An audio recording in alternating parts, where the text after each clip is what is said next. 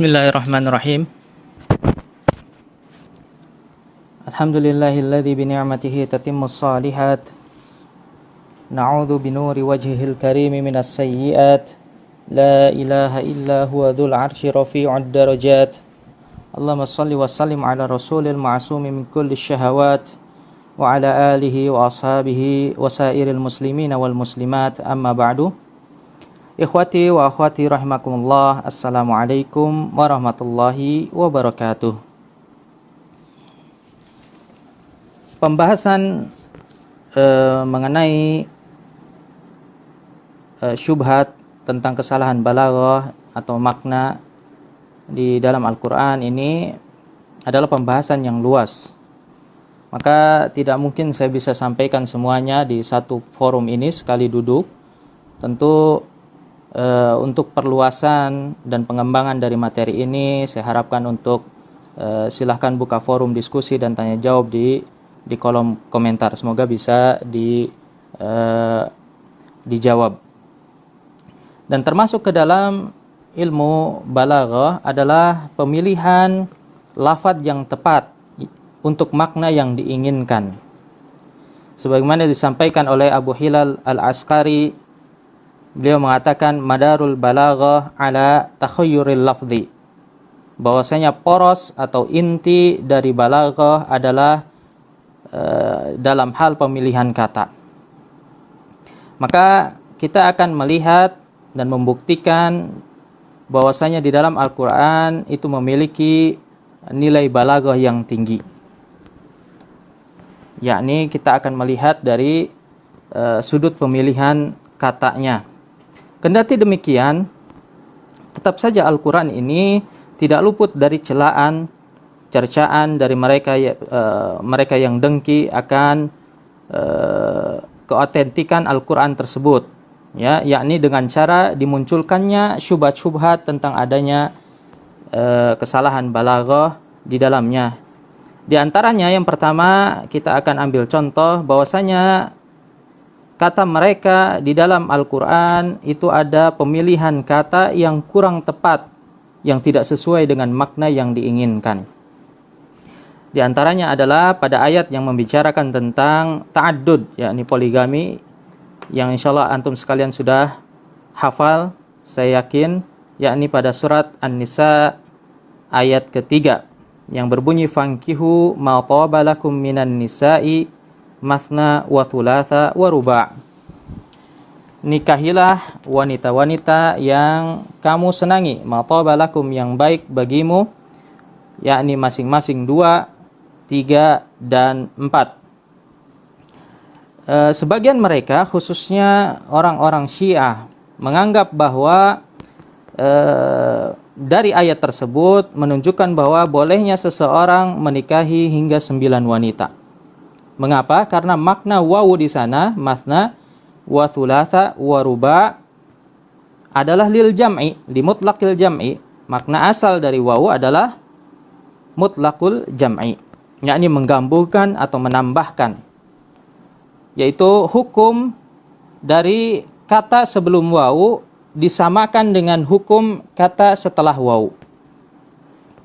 Sehingga kalau diterjemahkan, nikahilah wanita yang kamu senangi, 2 ditambah 3 ditambah 4, sehingga totalnya ada 9. Itu menurut penafsiran mereka. Padahal kalau kita mau mentadaburinya, maka kita akan mengetahui betapa Al-Quran ini sangat akurat dalam memilih huruf selaras dengan makna yang dikehendaki. Sebelum kita membantah anggapan tersebut, maka kita semua perlu mengetahui bahwa setiap huruf memang memiliki makna asal atau makna utama. Di samping memang setiap huruf juga memiliki makna-makna tambahan, makna-makna tambahan yang lainnya. Dan kita tahu makna asal dari wawu itu adalah dan. Artinya kalau kita terjemahkan dalam bahasa Indonesia adalah dan, lil jam'i. Bisa juga dia ada makna tambahannya, yaitu makna sumpah, demi, kemudian ada makna musahabah, artinya bersama, dan yang lainnya.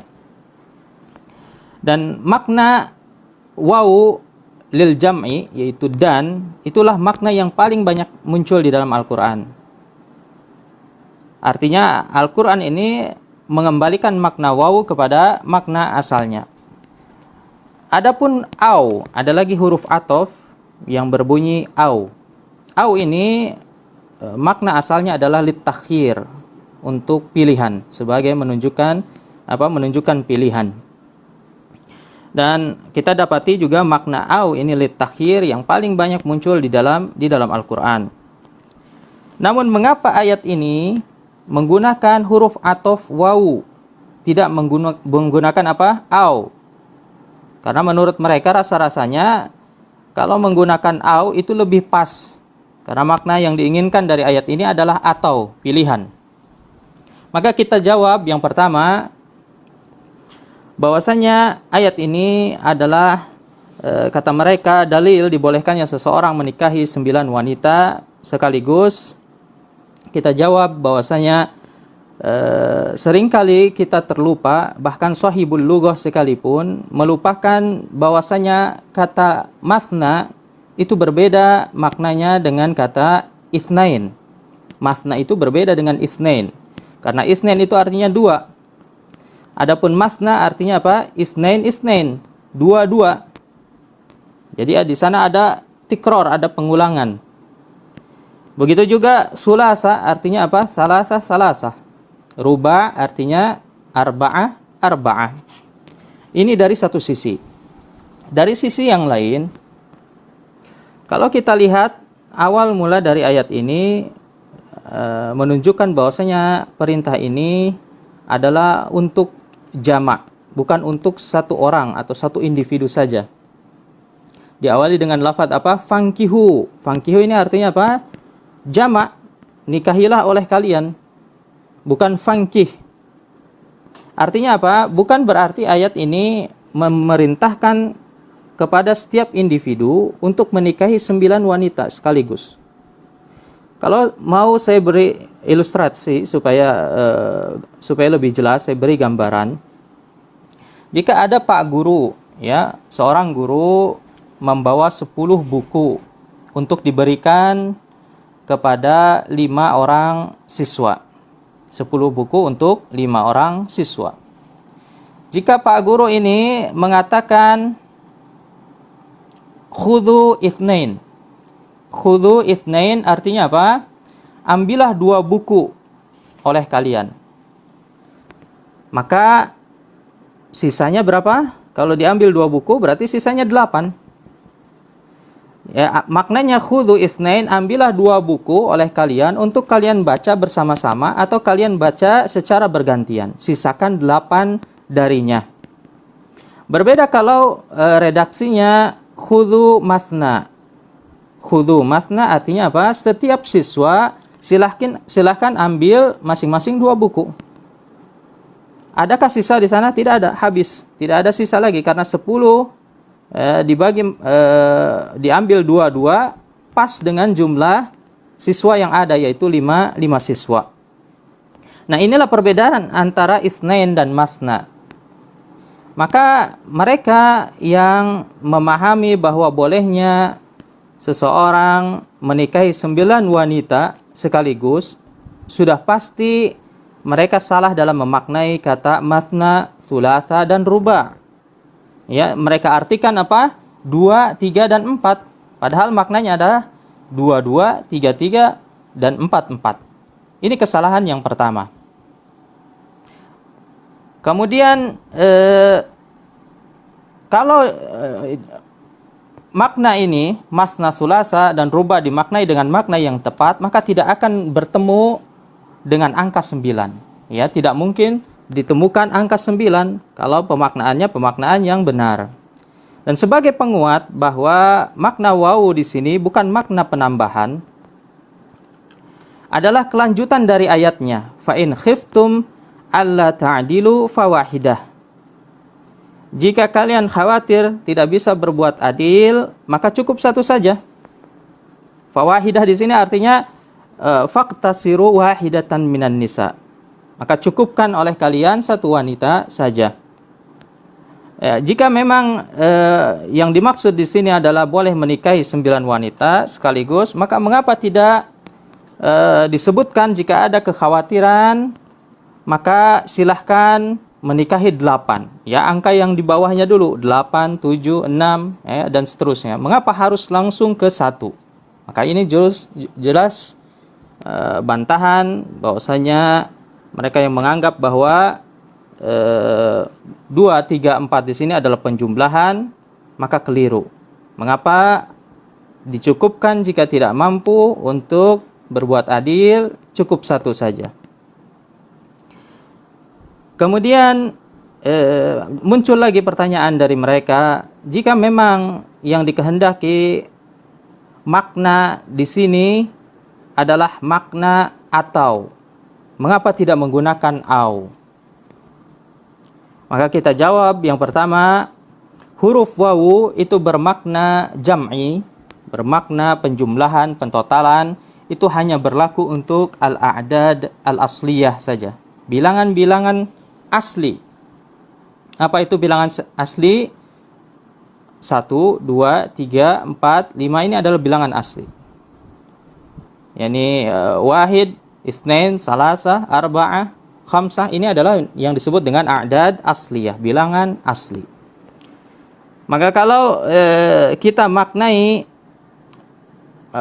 kalau mereka memaknai bilangan ini adalah 2 ditambah 3 ditambah 4, maka semestinya lafadznya adalah isnain wa salasah wa arba'ah, bukan masna, thulatha wa ruba'.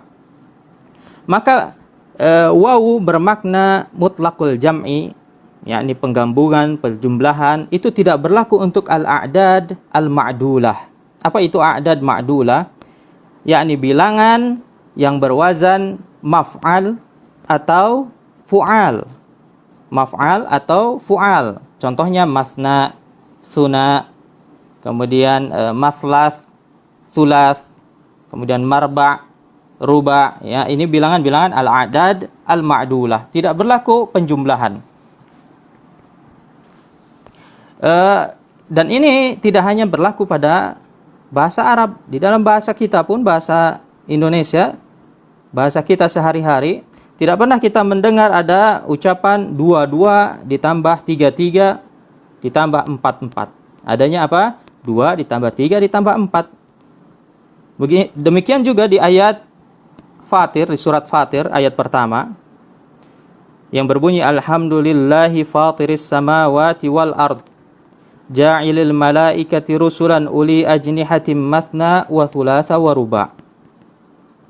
Segala puji bagi Allah pencipta langit dan bumi yang menjadikan malaikat sebagai utusan-utusan yang memiliki sayap masing-masing, ada yang memiliki 2, ada yang 3, dan ada yang 4. Redaksi ayatnya sama seperti surat An-Nisa tadi, matna wa thulatha wa ruba'. Namun tidak ada satupun ulama yang menafsirkan bahwasanya setiap malaikat itu memiliki 9 sayap. Karena ini ma'ruf dari segi bahasa, yakni tidak mungkin a'dad ma'dulah itu ditambahkan, kecuali a'dad asliyah. A'dad ma'dulah tidak mungkin dijumlahkan, kecuali apa? A'dad asliyah. Maka ini adalah kaidah umum yang perlu kita hafalkan. Maka makna malaikat ini uli ajnihatin mathna wa thulatha wa ruba', bahwa minhum ulu ajnihatin mathna wa minhum ulu ajnihatin thulath wa minhum ulu ajnihatin ruba'. Bahwa di antara malaikat itu ada yang memiliki sayap 2, ada yang memiliki sayap 3, ada yang memiliki sayap 4.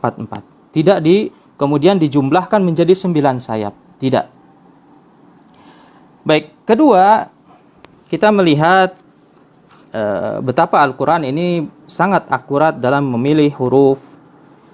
Seandainya ayat ini menggunakan huruf au, bukan waw, menggunakan au, yang mana tadi disampaikan bahwa au itu maknanya adalah limutlaq at-takhir, untuk memilih, ya, pilihan yang memang harus dipilih oleh setiap individu. Jika redaksinya mathna au thulatha au ruba', apa jadinya?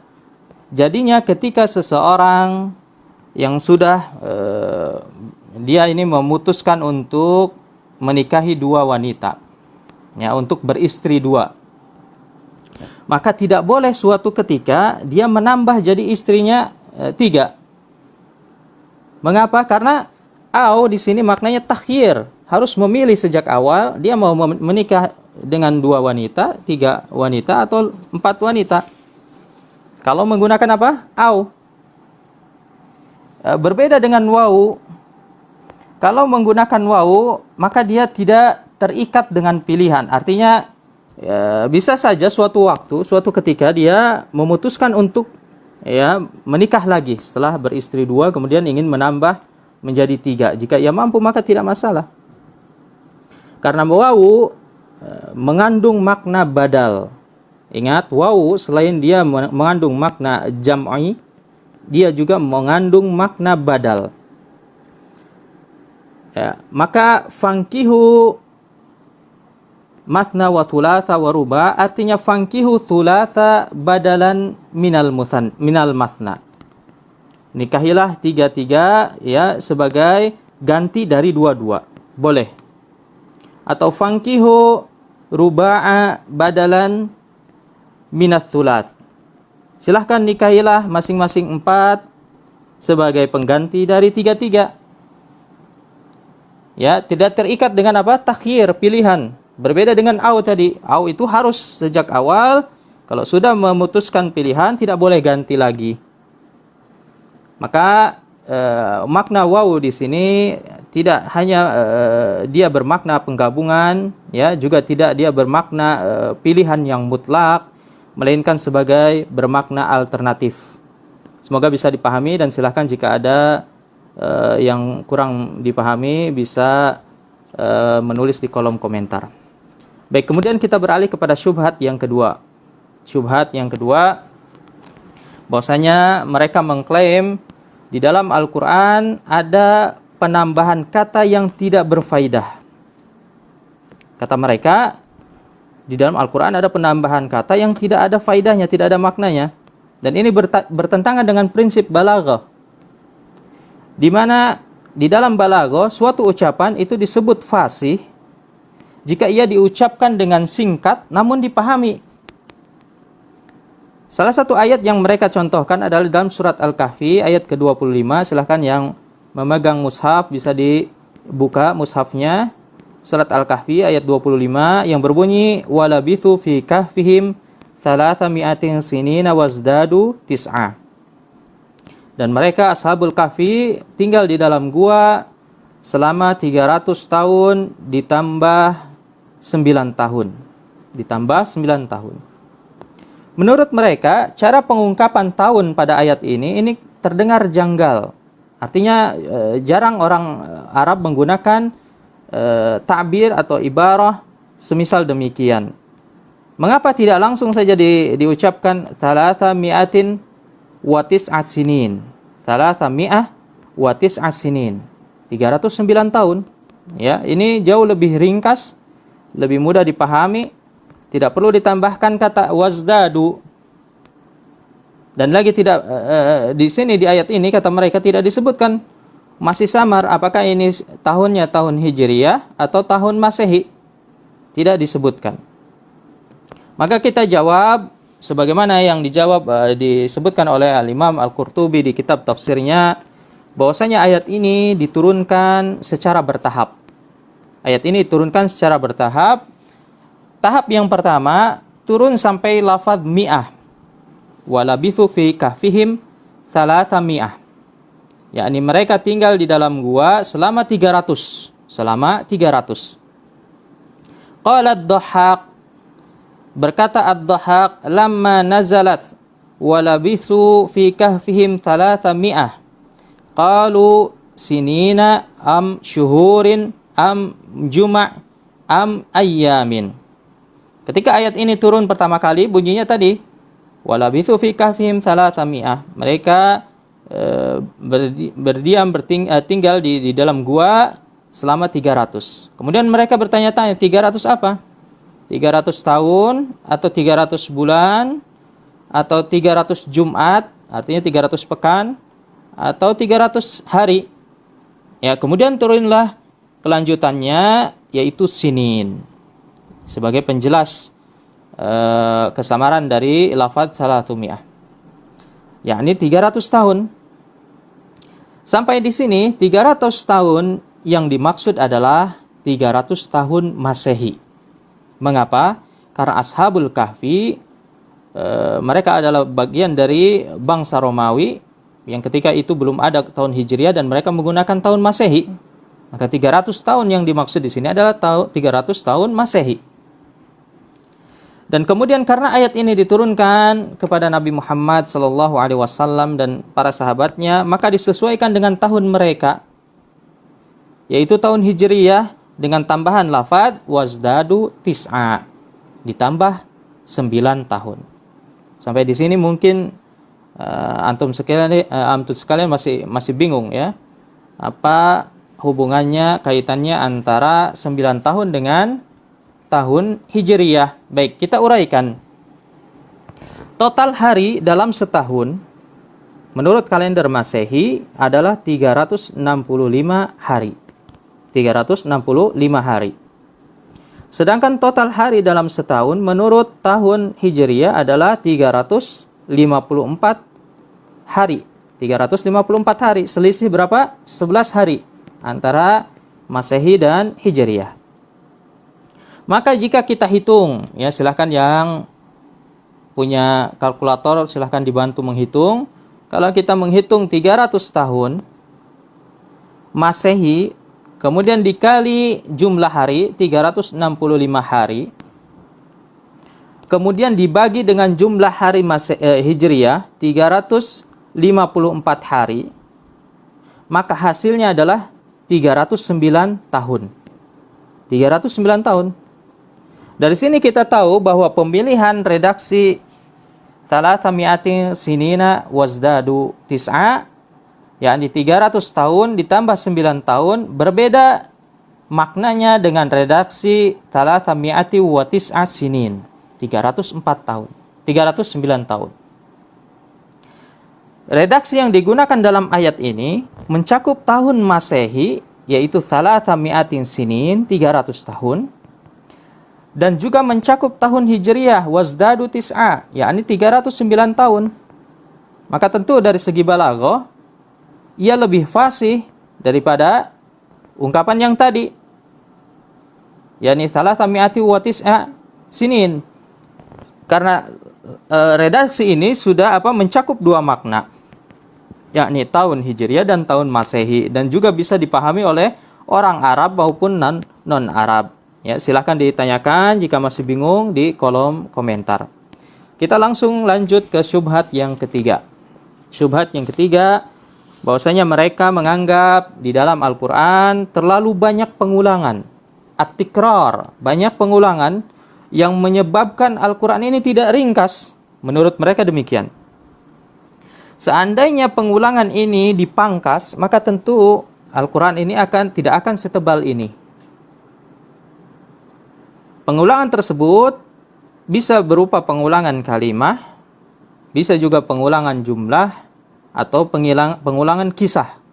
Ya, pengulangan kisah. Nanti kita bawakan masing-masing satu sampel beserta dengan bantahannya.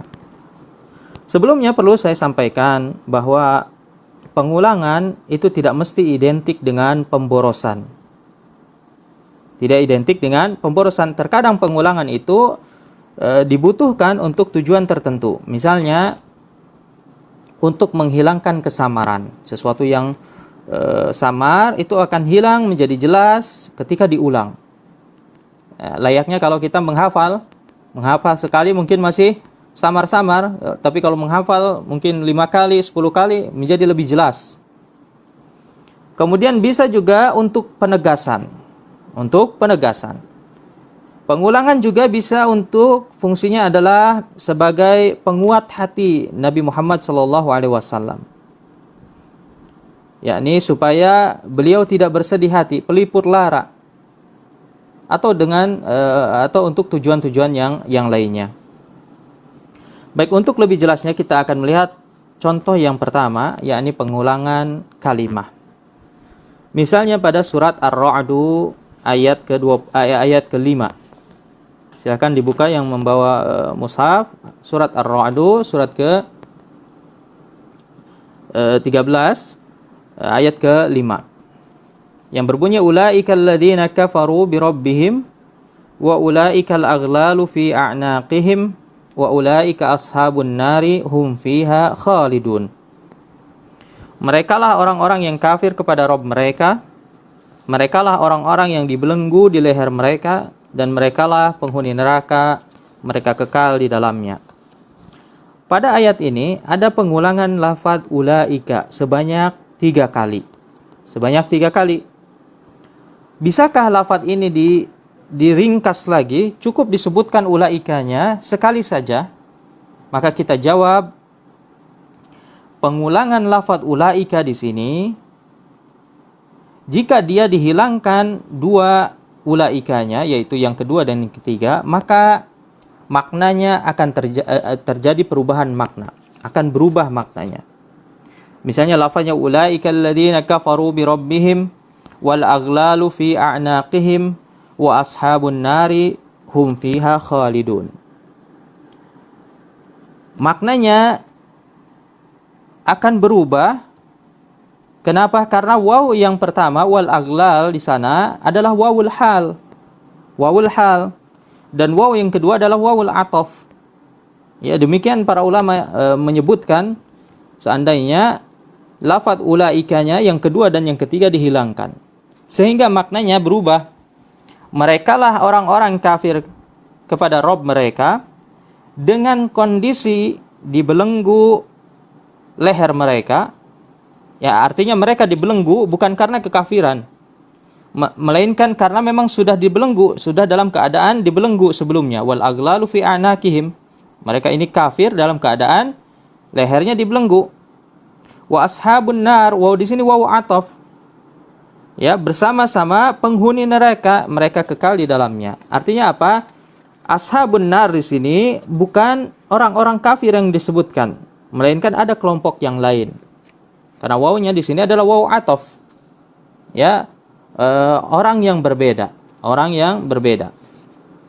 Maka jelas bahwa lafaz ulaika di sini harus diulang untuk menjaga makna yang diinginkan. Dan waw di sana bukan waw ataf, melainkan wawul istinaf namanya, untuk menunjukkan bahwa ini adalah kalimat yang baru. Kalimat yang baru berbeda dengan kalimat sebelumnya. Dan 3 kalimat ini mewakili 3 fase. Yakni fase mereka kafir ketika di dunia. Kemudian yang kedua adalah fase ketika mereka dibangkitkan di hari kiamat dalam keadaan dibelenggu. Dan fase ketiga adalah di akhirat, mereka kelak akan dimasukkan ke dalam api neraka. Maka tentu isim isyarahnya di sini perlu diulang. Kemudian contoh yang kedua, yakni pengulangan jumlah. Pengulangan jumlah, kita ambil contoh pada surat Al-Baqarah, di mana ada pengulangan jumlah, yaitu jumlah fawalli wajhaka syatrul masjidil haram. Fawalli wajhaka syatrul masjidil haram. Maka palingkanlah wajahmu ke arah Masjidil Haram. Diulang sebanyak 3 kali. Yaitu pada ayat ke-144, kemudian ayat ke-149 dan ayat ke-150. Mengapa harus diulang? Tidak cukupkah perintah tersebut disebutkan sekali saja?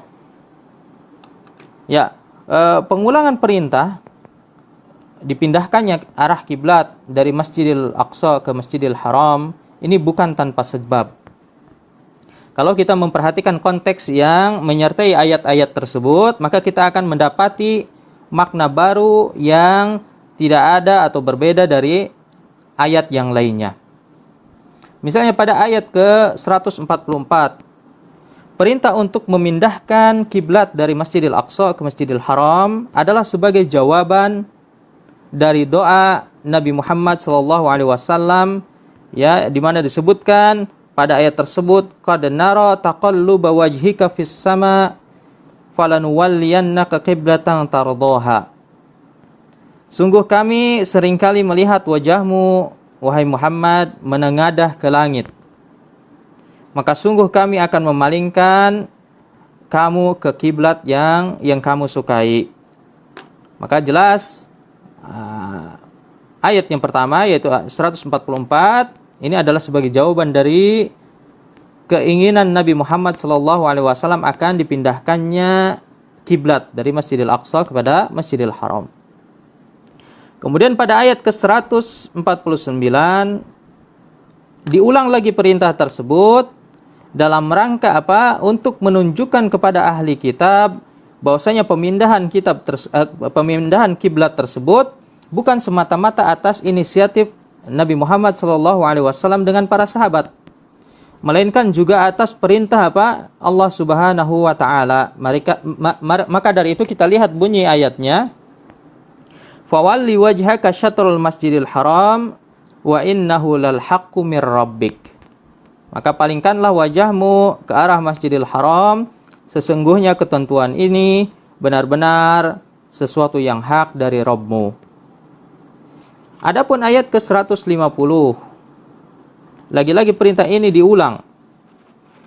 Ya, dalam rangka apa? Meneguhkan hati para sahabat dan menenangkan hati mereka yang memang masih bimbang. Awal-awal mereka masih bimbang. Kenapa? Karena banyaknya omongan orang-orang kafir yang mencela mereka.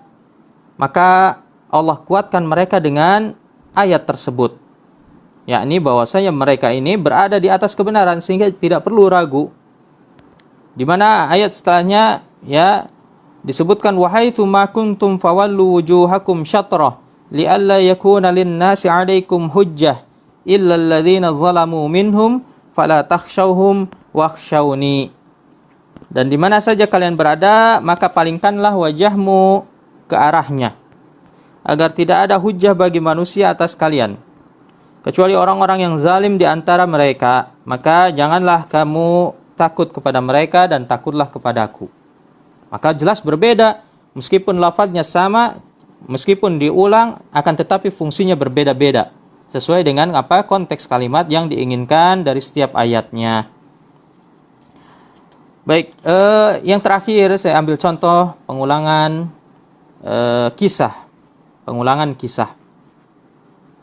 Umumnya kisah-kisah para nabi dan kaum tertentu di dalam Al-Quran itu diulang, kecuali kisah Nabi Yusuf di dalam surat Yusuf dan kisah penyembelihan sapi di surat Al-Baqarah. Tidak ada pengulangan, hanya muncul satu kali saja. Selain daripada itu, akan kita dapati kisah-kisahnya ini banyak diulang. Contoh, saya ambil contoh kisah Nabi Adam. Kisah Nabi Adam ini diulang sampai 7 kali di dalam 7 surat, yaitu surat Al-Baqarah, Al-A'raf, Al-Hijr, Al-Isra, Al-Kahfi, kemudian Toha dan Shad. Apa hikmahnya diulang kisah-kisah tersebut? Ada banyak hikmahnya. Saya beri contoh, saya ambil 4 sebab saja. Yang pertama, antara satu kisah dengan kisah yang lain itu saling melengkapi. Ibarat puzzle, ya, saling melengkapi, menerangkan satu dengan yang lainnya sehingga menjadi suatu kisah yang utuh, yang sempurna. Ini yang pertama. Yang kedua, pengulangan ini tujuannya adalah untuk mencuri perhatian dari pembaca atau pendengar. Contohnya kisah Nabi Musa dengan Fir'aun. Disebutkan bahwa kisah ini adalah kisah yang paling banyak diulang di dalam Al-Quran secara mutlak. Mengapa? Karena di sana memberikan pelajaran tentang perjuangan antara tauhid melawan kesyirikan yang paling besar di muka bumi ini, yakni pengakuan, pengikraran diri sebagai Tuhan dari seorang Fir'aun. Maka kisah ini diulang-ulang sebagai ibroh, pelajaran bagi yang lainnya. Kemudian fungsi yang ketiga adalah sebagai bentuk pelipur rara, ya, untuk menghilangkan kesedihan dari Nabi Muhammad SAW dikala hatinya dirundung kesedihan, dirundung permasalahan. Karena apa? Perlakuan kaumnya yang menentang.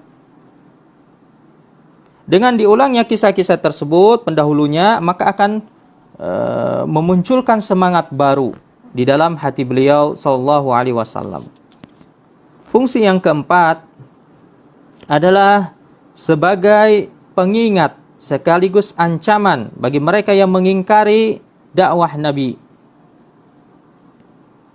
Karena pengingat umumnya itu lebih efektif jika diulang. Berbeda ya, kalau hanya muncul sekali saja maka tidak efektif. Namanya pengingat itu harus berulang, mengingat.